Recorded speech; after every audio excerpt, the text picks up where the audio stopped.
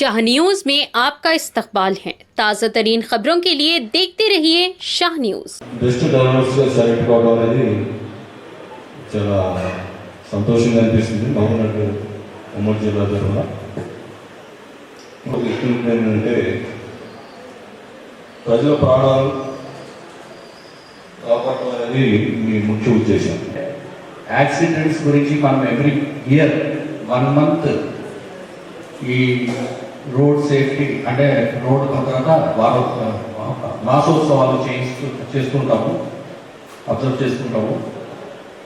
కానీ దీన్ని ఒక నెలకే పరిమితం చేయకూడదు. ఓకే,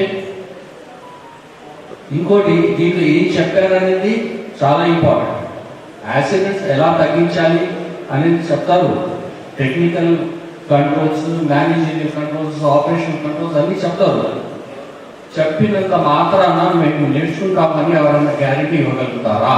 మహబూబ్నగర్ రీజియన్లో ఈ రోడ్డు భద్రత మాసోత్సవాల సందర్భంగా మన డ్రైవర్లకి ఏర్పాటు చేసిన ఈ సన్మాన కార్యక్రమానికి నా ముందు మాట్లాడిన వక్తలందరూ కూడా చాలా చక్కగా, చాలా వివరంగా ఈ రోడ్ సేఫ్టీ గురించి మాట్లాడడం జరిగింది.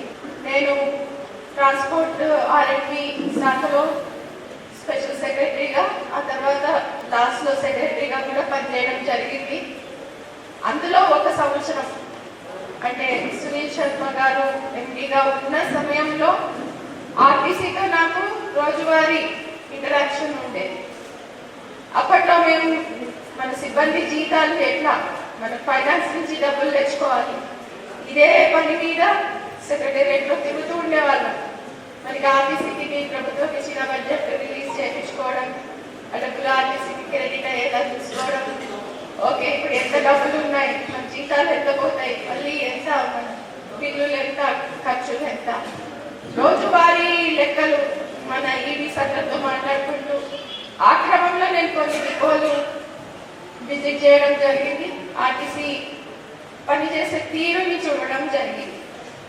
అంటే మనం లోపల పని చేస్తే తప్ప బయట చూస్తే ఏవో ఆర్టీసీ బస్సులు వస్తూ ఉంటాయి, పోతూ ఉంటాయి, రకరకాల జోకులు కూడా మన ఆర్టీసీ బస్సుల మీద తెలుస్తూ ఉంటారు. బట్ మనం ఆ సంస్థలో పనిచేసినప్పుడు, ఆ డిపార్ట్మెంట్లో పనిచేసినప్పుడే ఆర్టీసీ ఎంత చక్కగా నడపబడుతుంది, ఎంత క్రమశిక్షణతో నడపబడుతుంది, ఎంత బాధ్యతతో నడపబడుతుంది అనేది తెలుస్తుంది. అప్పటి వరకు నాకు తెలియదు. ఆ తర్వాత నుంచి కూడా నేను వేరే అధికారులతో కలిసినప్పుడు, వేరే శాఖల ఉన్నతాధికారులతో మాట్లాడుతున్నప్పుడు కూడా ఎప్పుడు చెప్పాను, మా ఆర్టీసీ బెస్ట్ ఆర్గనైజేషన్ అని. సో మన రికార్డు కూడా అదే విధంగా ఉంటుంది. ముఖ్యంగా మనం రోడ్ల మీద పబ్లిక్ ట్రాన్స్పోర్ట్ని మనం ఆపరేట్ చేస్తున్నాం కాబట్టి భద్రత విషయంలో, రోడ్ సేఫ్టీ విషయంలో కూడా మిగిలిన రాష్ట్రాల తర్వాత మిగిలిన సంస్థలతో మనం కంపేర్ చేసుకుంటే RTC track record, RTC performance చాలా బెటర్గా ఉంటుంది. ఇప్పుడు మనం చూస్తే మొన్న ఒక యాక్సిడెంట్ జరిగింది, అంతకుముందు ఒక యాక్సిడెంట్ జరిగింది. అంటే ఆర్టీసీ బస్సుల్లో చాలా మంది జన ప్రయాణం చేస్తూ ఉంటారు కాబట్టి మనకి ఇమీడియట్ గా కనిపిస్తుంది.